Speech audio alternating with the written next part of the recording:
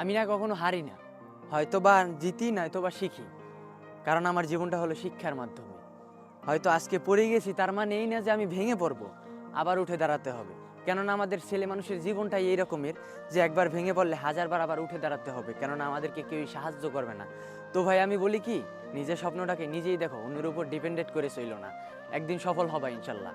এখন বারবার ভেঙে পড়তেছো, তোমার রাস্তায় বাধা আসতেছে, ব্যাপার না, কাটা কিন্তু রাস্তায় অবশ্যই থাকবে, সেই কাটাটাকে নিজেই সরাইতে হবে, অন্য কেউ সরিয়ে দিবে না ভাই। তাই নিজের গন্তব্যে নিজে পৌঁছানোর জন্য নিজের লক্ষ্যে নিজেই কাজ করো, অন্য মানুষ তোমাকে কাজ করে দিবে না। মাঝে মাঝে নিজের জীবনকে নিয়ে অনেক আফসোস হয় যে আমি কি করলাম জীবনে, কিছু একটা করতে পারলাম না, না কামাইলাম টাকা, না পাইলাম সাফল্য, অবশেষে দেখি কেরিয়ারও শেষ। কিন্তু ভাই যখনই রাস্তার পাশে শুয়ে থাকা মানুষগুলোর দিকে দেখি, তখনই মনে হয় সৃষ্টিকর্তা আমাকে যেভাবে বানাইছে এটা হাজারো মানুষের, লাখো মানুষের স্বপ্ন। তাই আমি বলি কি, নিজের কি আছে বা কি করছি সেইটা না ভাইবা দেখতে হবে আমার রব আমাকে কি দিছে।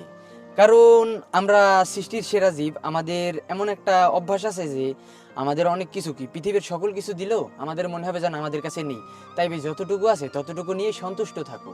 হ্যাঁ, নিজে কাজ করো, নিজের স্বপ্নকে নিজেই পূরণ করো, নিজেই বাস্তবায়ন করো, কারণ তোমার স্বপ্নকে অন্য কেউ পূরণ করে দিবে না।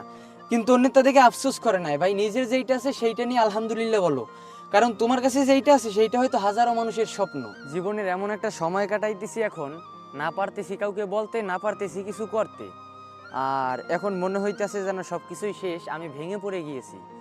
তবে ভাই ব্যাপার না, খারাপ সময়ের পরেই ভালো সময় আসে। কিন্তু আমি আমার জীবনের গল্প থেকে বা আমার জীবনের শিক্ষণীয় কিছু বিষয় থেকে আপনাদেরকে একটা জিনিস সাজেস্ট করব। যদি আপনার পকেটে টাকা থাকে আর যদি কেউ আপনার কাছে ধার চায় যে আমাকে দে, কিছুদিন পরে আমি দিয়ে দেবো, ভাই ওই টাকাটা আপনি, যদি আপনার আত্মীয় স্বজন চাবে তাদেরকে সরাসরি না করতে পারবেন না, তারপরও না দেওয়ার চেষ্টা করবেন। কেননা আপনি কাউকে টাকা দেওয়ার সময় তারা দেখবেন আপনাকে অনেক ভালো ভালো কথা বলে, সুন্দর সুন্দর কথা বলে তারপর আপনার কাছ থেকে টাকা নেবে, কিন্তু দেওয়ার সময় দেখবেন যে তাদের আর খবর নাই। আর একটা জিনিস দেখবেন, আপনি যখন বিপদে পড়বেন তখন দেখবেন আপনার পাশে কোনো মানুষ থাকবে না, এইটাই স্বাভাবিক। আর মূলত হয়েছে কি, যে আমাদের আপন মানুষ চেনা যায় কখন জানেন, যখন আমাদের বিপদ হয় তখন। তাই বলি কি ভাই, আমার জীবন থেকে একটা অভিজ্ঞতা শেয়ার করতেছি আপনাদের কাছে।